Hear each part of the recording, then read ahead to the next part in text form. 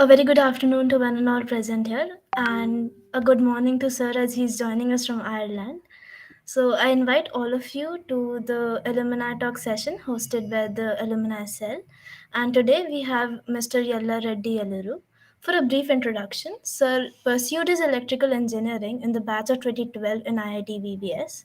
Interestingly, he was also the vice president of Alumni Cell Association of IIT VBS. He has done a full time MBA with Trinity College Dublin. He worked extensively with Deloitte and Davy as business analyst and project manager.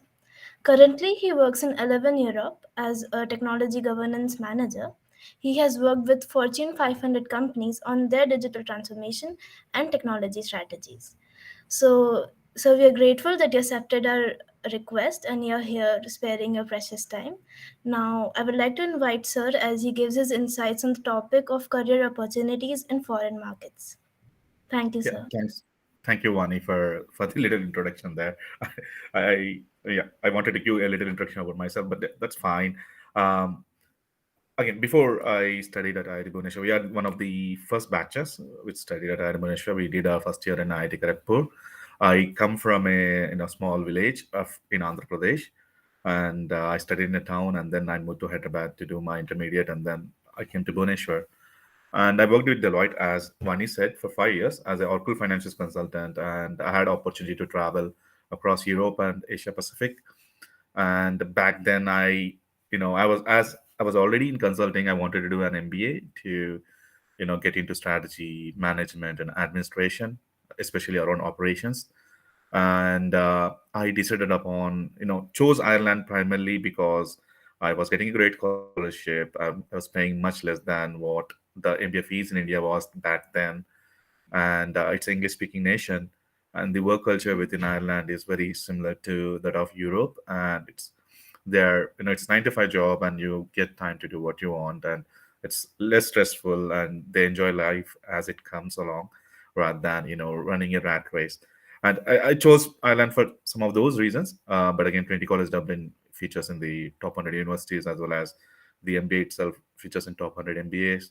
And I had opportunity to study with some of the CEOs of some of the firms in Ireland, and a couple of my batchmates. I mean, even me, I had a small firm called Career Ireland, and there's another friend who started his own firm now, and it's called Chain Donations.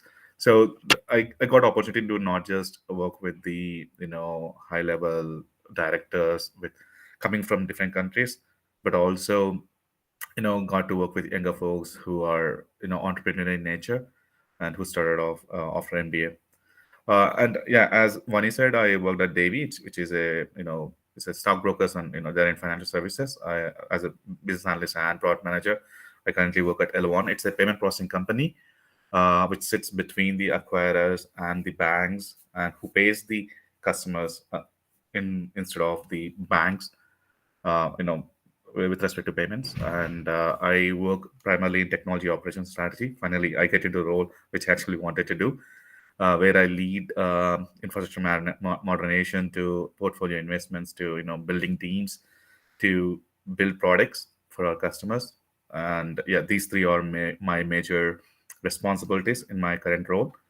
Yeah, coming back to this today's session, how to get job in another country. I assume most of our audience are students who are studying at Bhubaneswar rather than people who have work experience. Is that right, Vani? Yes, sir. Mostly of us are like in college itself. Yeah, fantastic. So again, to be honest with you, you do get jobs just in foreign countries just after your bachelor's. I know three of them, two from IIT and one from NIT, Warangal, who got to Ireland actually on a role, a couple of them with Amazon, one with Google, and all the three roles are around cloud. If you really, okay, let's start with basics. Why would a company want to hire a candidate who is a graduate, I mean, he's about to graduate from one of the institutes in India from a foreign country, right? The basic gap is within the foreign country. They're not finding skill set within the country that can do the awesome job that you can do, first thing. Second thing, they are looking for someone who is talented enough to just self start rather than getting trained. Third thing, they're looking for a specific few specific institutes within India where they can find the right talent that can do the job. Now, but again, that's first thing, the gap in the job. Second thing is what is the job, right?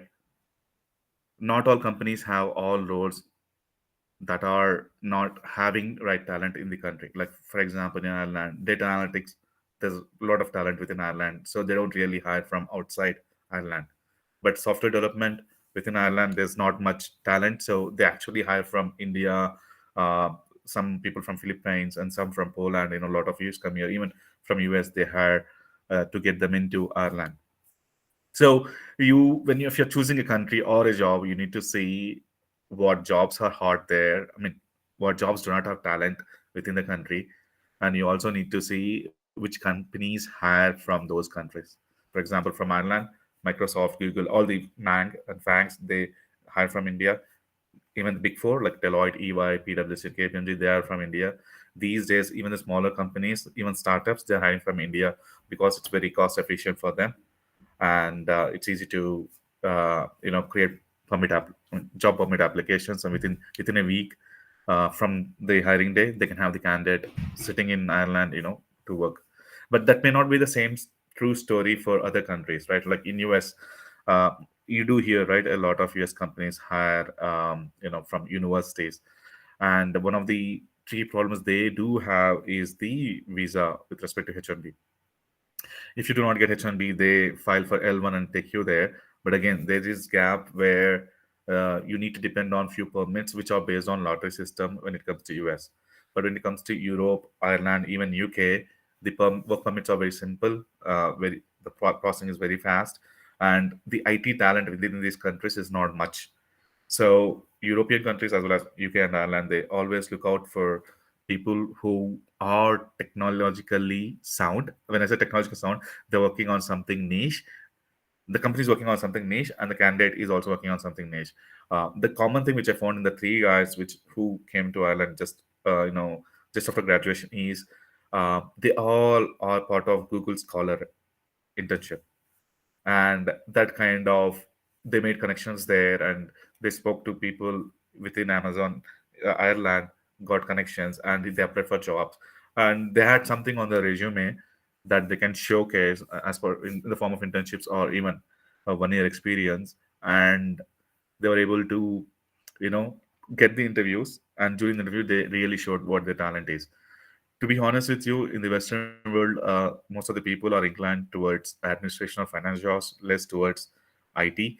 So if you want to stand a chance to get hired or to work in some of these companies, you need to be someone from computer science or electronics. It doesn't depend which department it is, but you need to apply for those roles where they're looking for programming, cloud, engineering, networking. These are the roles they really hire from you know outside these countries. Now when it comes to resume, right, resume is one thing where you need to be real careful. For example, there's this joke always that runs across even in Europe or even in the US. uh, you would have been graduated for 3 years, but your experience will be like 10 years, right? uh, you need not really do that.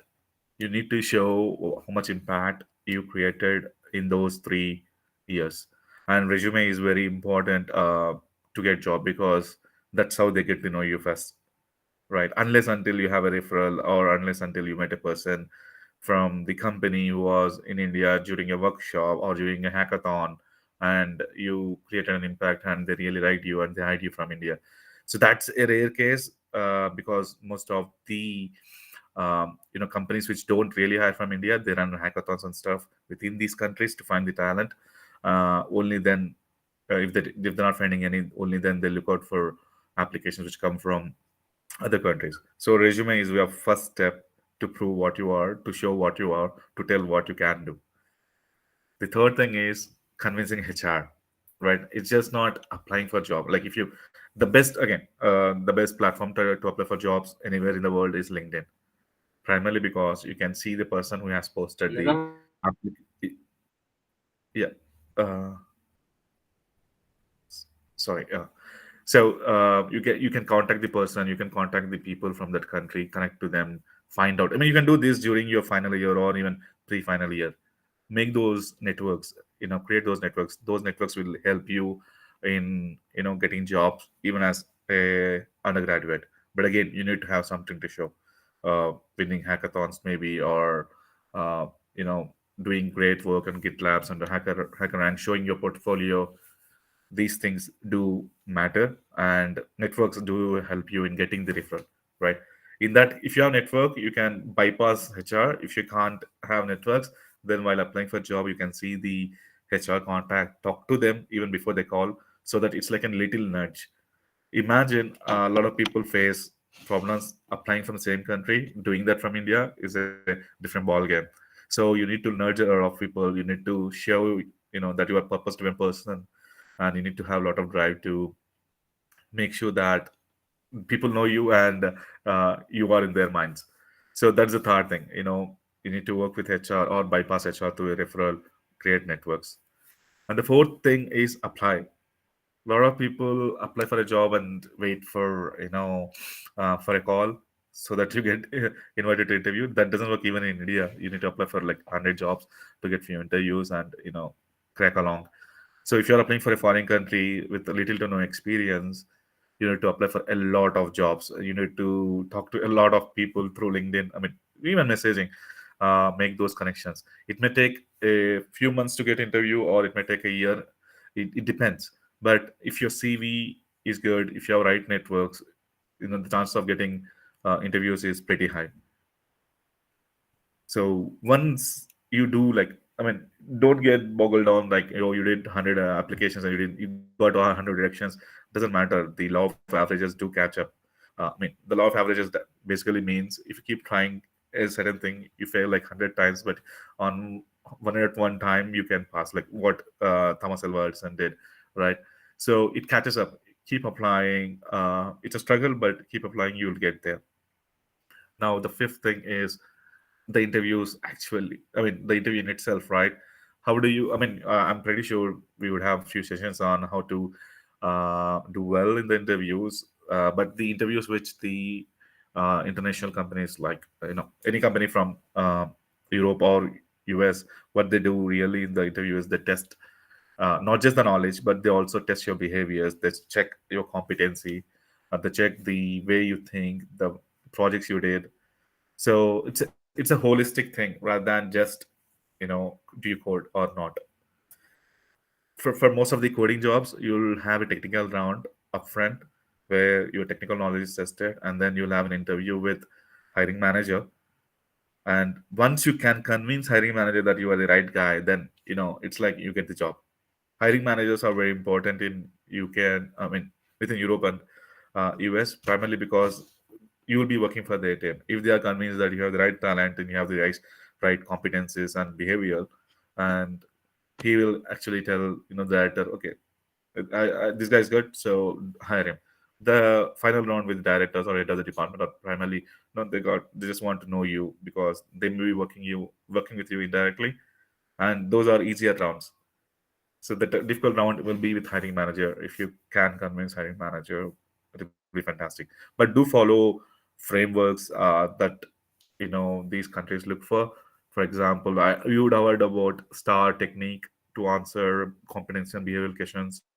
You can replace it with something called CAR, like answer any question in this format, like set a context, C for car, A for actions within that situation or context. What are the actions you took? R for results. What kind of impact did you create with those results in that situation? Now, to have those contexts, you need to do a lot of work, right? Maybe internships or hackathons or some pet projects. So only when you do that, you will know what actions you took, what's the impact of those actions. So a lot of graduates, I mean, who have little experience, they struggle here because they would not have faced such situations. But if I'm you, I'll probably try to do a lot of things, work in a team, create some products or build products, and gain knowledge as we go, and put yourself in some adverse situations where you took some actions, showed some leadership skills, and driven home some fantastic results that are commented by everyone or within the competition. And yeah, those would be the top five things that one should do to you know get jobs in yeah, those are simple steps, but in a Western world or for any international company. But at the core of it, your technical skills are very important because EU and US they hire only for technical skills. For example, if you're a product manager applying for jobs here, I mean, one year product manager applying for jobs in Ireland or US, difficult to get because product management they would have a lot of skill within the country, right? So you need to find that particular gap where where are they hiring, and it's very easy to know that. You just need to go to LinkedIn and search with the job titles. You'll find, if you're finding too many jobs, it means that there's a demand for those roles, and they are probably not finding people. So in those kind of roles, they probably look out for India. um, again, some of the roles that Ireland specifically look for, or hire from India is they look for SAP consulting, they look for cloud engineers, they look for front end developers, they look for, again, within cloud networking and data center operations, that kind of talent. Some of the companies, even look for small roles like SharePoint developer and stuff like that, because it's for them it's cost cutting or cost saving, whereas for you it's a job opportunity. um Vani, do you also want me to cover the salaries and stuff, or I'm not sure. So um a brief introduction about that will be like yeah, we don't know much about the salary thing, so salaries and taxes, okay, yeah, definitely I'll do that. Any questions till now, like before we get into salaries? We'll do a Q&A session at the end, but if you have any questions now, I can answer it right away with respect to the steps that you need to take. Feel free. I'm a I'm a easygoing guy. I would judge people,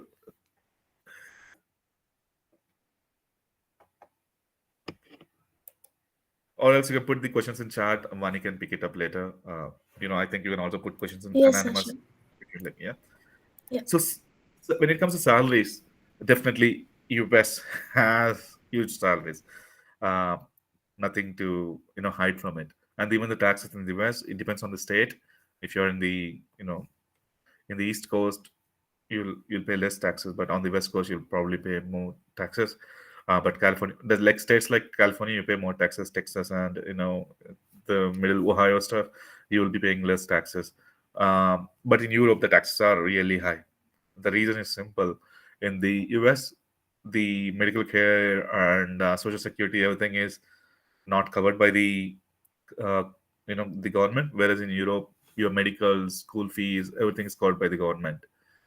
But again, even after taxes, the salaries in Europe are not as high as US, and that's because the market is different. The prices are different. The cost of living is different. The people, the way the people connect is different. Like there's a lot of public transport in Europe. There's little to, I mean, there is some public transport in the US, but people mostly depend on cars. In US, a lot of people take health insurances. Here, a lot of people don't take health insurances. So at the end, if you really look at it, you'll the savings wise it will be very similar in both countries at the start of your career. Maybe unless you grow up on the corporate ladder and do for some fantastic things, I mean, US outweighs Europe. But the good part of mainland Europe, or Europe, is you get connected to multiple countries. If you become citizen, you can work in entire Europe. You can work in any country. You can travel. Even the good thing about Europe is your wife. If you're getting married in future, it's easy for her to get job, and her salary also gets added on to the savings and stuff. Whereas in the US, your job depends upon H1, L1, L1A, L1B, the visa things. It's a lottery. Even then, your wife or your spouse or your partner may not have opportunities to work based on the visa restrictions. Okay, but again, back to Ireland. Ireland pays decent, and the GDP is higher. If they are recruiting from India, they pay upwards of 90 to 100K on basic. On basic, you also get pension of 10%, bonus of 10 to 15%. If you're getting hired for Franks and Manx, you get you know uh, the share options, and the share options are really grand. Like you get 100K of shares over 4 years vesting. Workday has one of the best benefit plans, but yeah, again, they are also hired from India. Again, they have like 200K over 4 years. So that way, the big tech, they actually pay money equivalent to what you get in US. But again, they look at the local market too.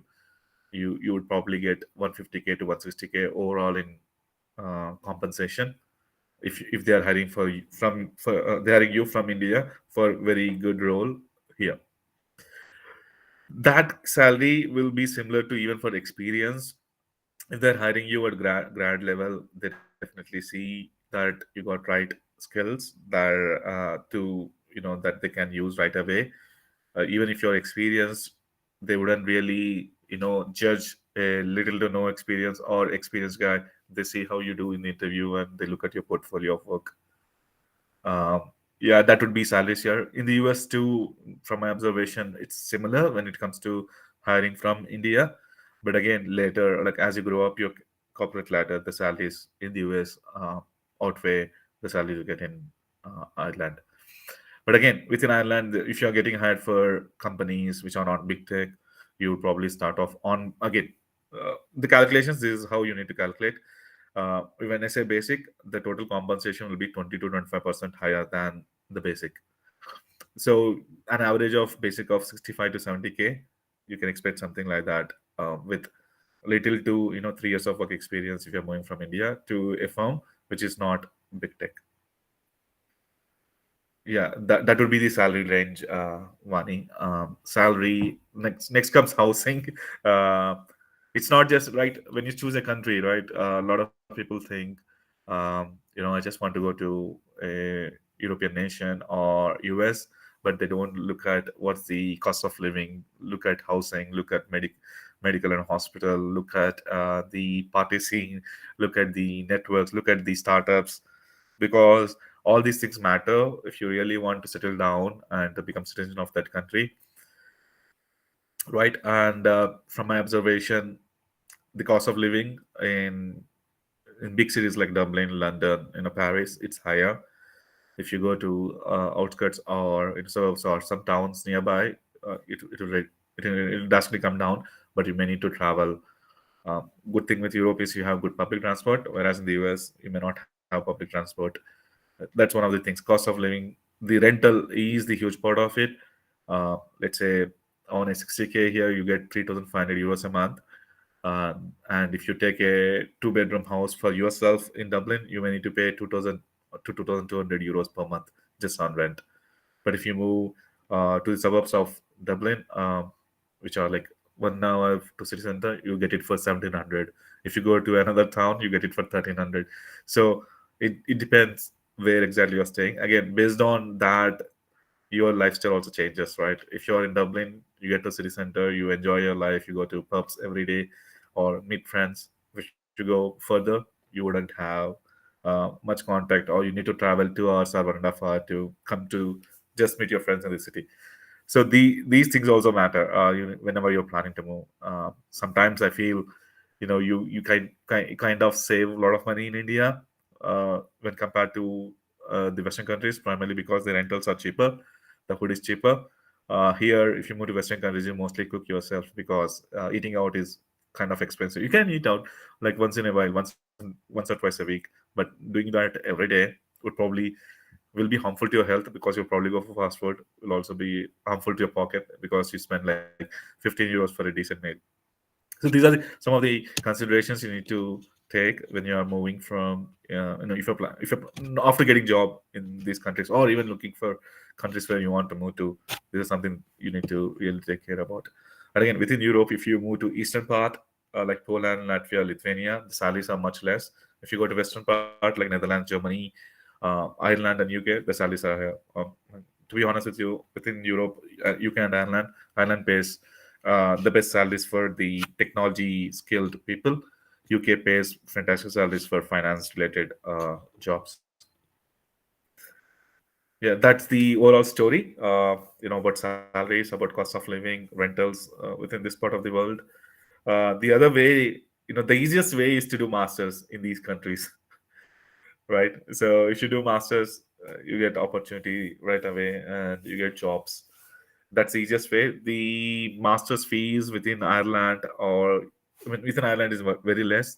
You pay 20K. You can get full scholarship too. There's a scholarship called Government of Ireland IES GOI IES scholarship. They offer full sponsorship.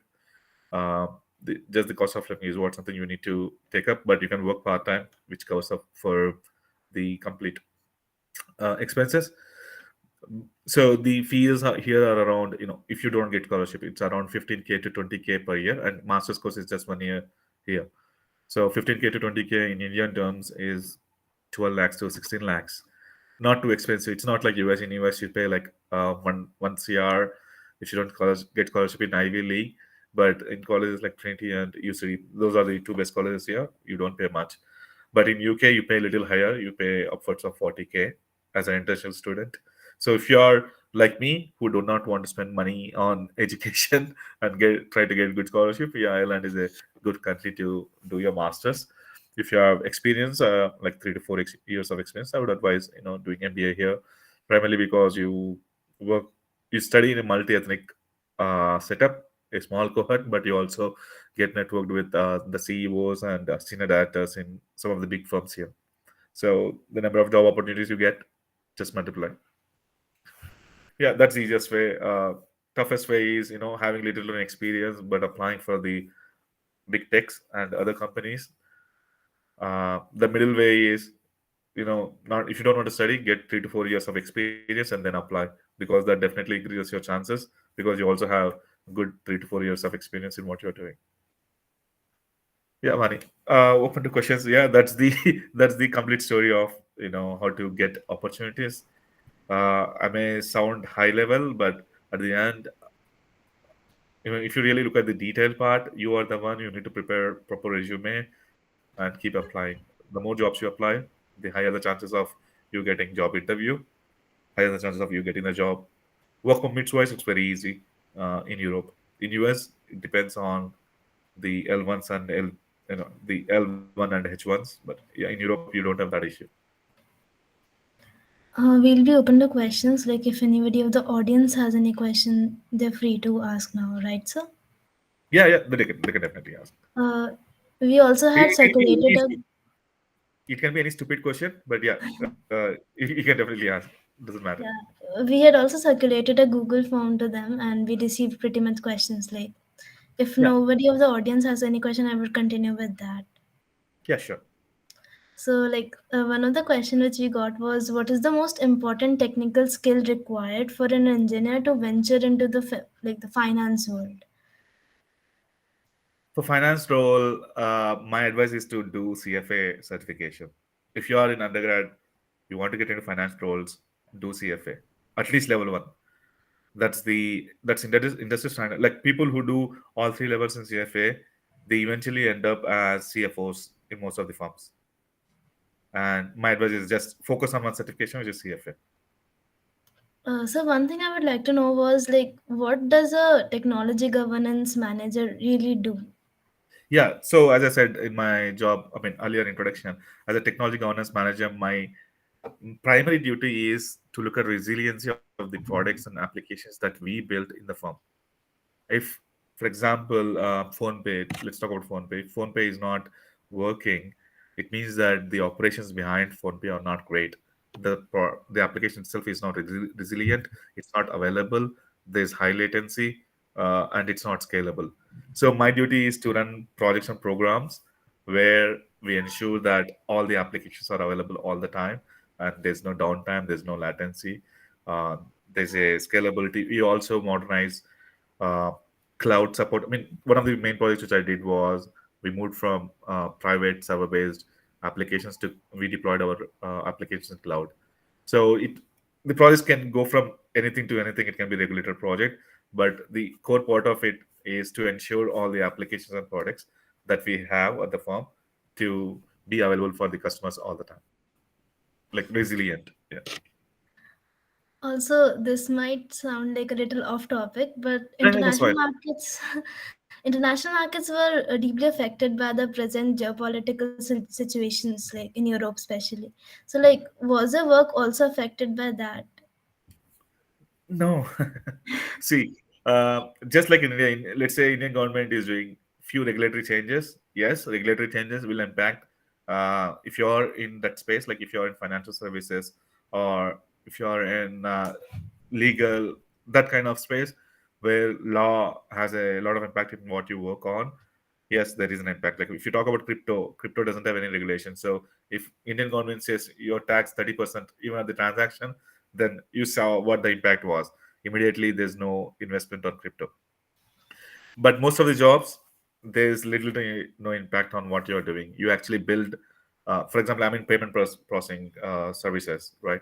uh, the main regulation that we have is PCI DSS GDPR from the European Union. So all our products should be compliant of these three regulations, and that's one of my duty to ensure that through communications, through actual product building, through leading teams which test the product to ensure that there is no breach, right?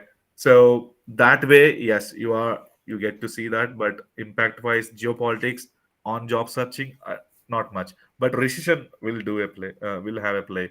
For example, Russia Ukraine war is happening. A lot of Ukrainian refugees came to Ireland and the other countries.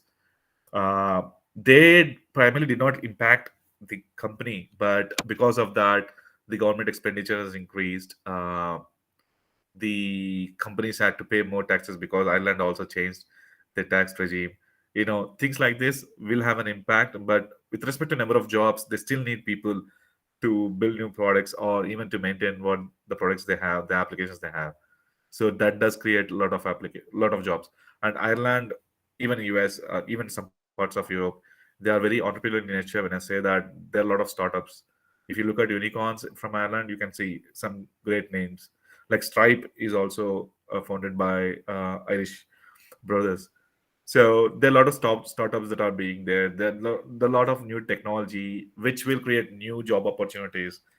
Like even AR, VR, there are a lot of job opportunities there. Though Meta is impacted, but the job opportunities are there because the likes of Mastercard or even my firm L1, we look for, how do we use blockchain, how do we use AR, VR to connect with our customers, how do we provide better services for our customers through these technologies, or our clients have when provide better services to customers. So there's a lot of things that are happening, but the net effect will be zero for any kind of impact on you searching for jobs or on you working in a Western world country. Okay, that is nice actually. Yeah. So one question which is perplexing every student here in like a bachelor degree is that how do we know that we're cut out for something like a very specific task? Like what will be your We suggestions for it? we will never know. To be honest, we will never know. That is the beauty of it too, right? The beauty of it is you will never know, and you can tangent anytime. Like for example, I was doing ERP consulting, and I'm doing completely different. In my previous job, I was doing product management, building finance services products like software development. Now I'm doing something else. So if you talk to any guy who's working out there, even they are clueless of what they want.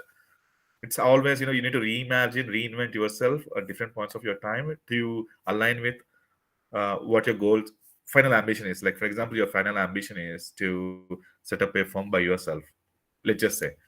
So to set up a firm by yourself, the best thing you need to do is work in a firm for a few years, and then work in different firms for, in a year change two jobs, or in 2 3 years change a couple of other jobs, so that in the first few years you know how an organization is run. You learn the nitty gritties, the cog wheels that a big organization will face, and then you work with startups or medium companies for shorter terms. Then you also understand how they are functioning. With these learnings, you can do a better startup. That's one way. The other one way is, whatever it is, you are single, you don't have any expenses now. It's easy to, it's even it is risky, you can take the risk. Well, let's say you have family and kids, the risk taking capacity drastically reduces. If you're just out of graduation, the risk taking capacity is very high. So you're like, let me get my hands dirty, go lean, do stuff. That's all.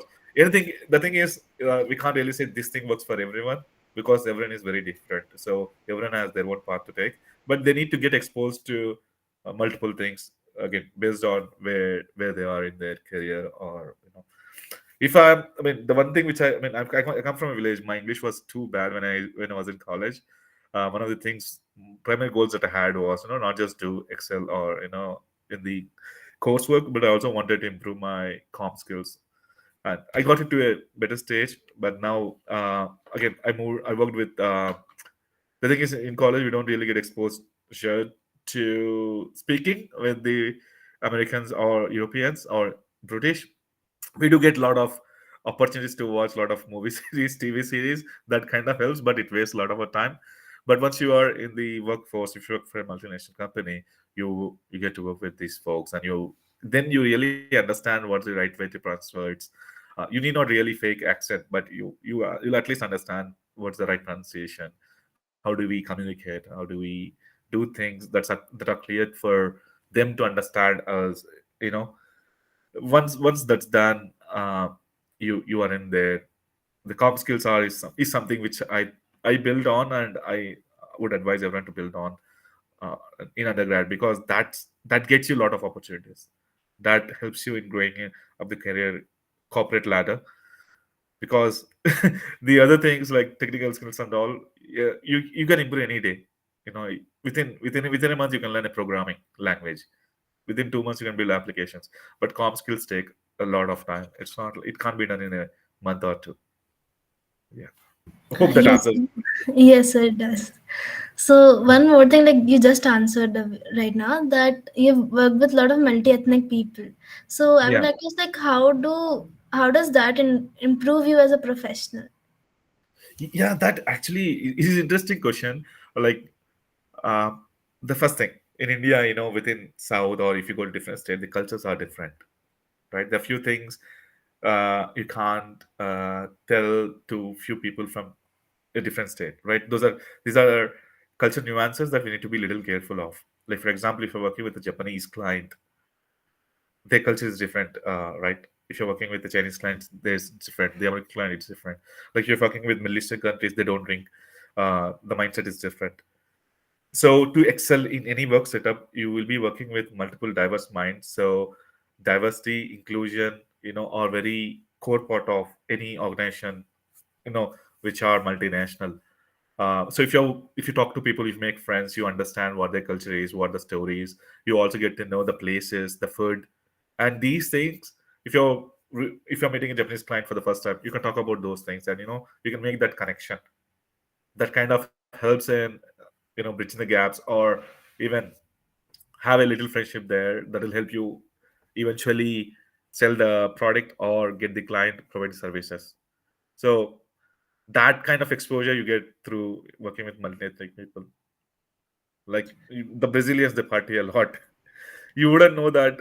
You probably would read about it, but first-hand experience will help. Japanese like quiet time. Even if they're going to a restaurant, they go for a quiet restaurant.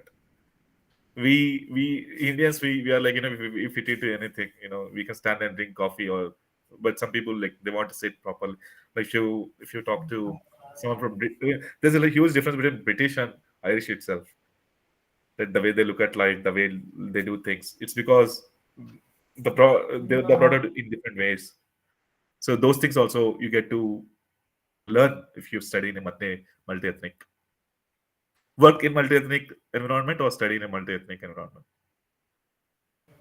Thank you, sir. That was really insightful, and we learned quite a lot of things today.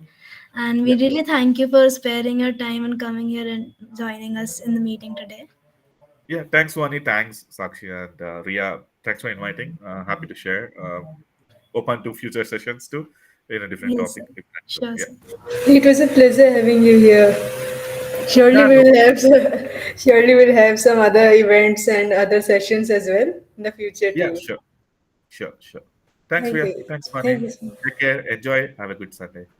Thank you, sir, and thank you everyone for joining us today.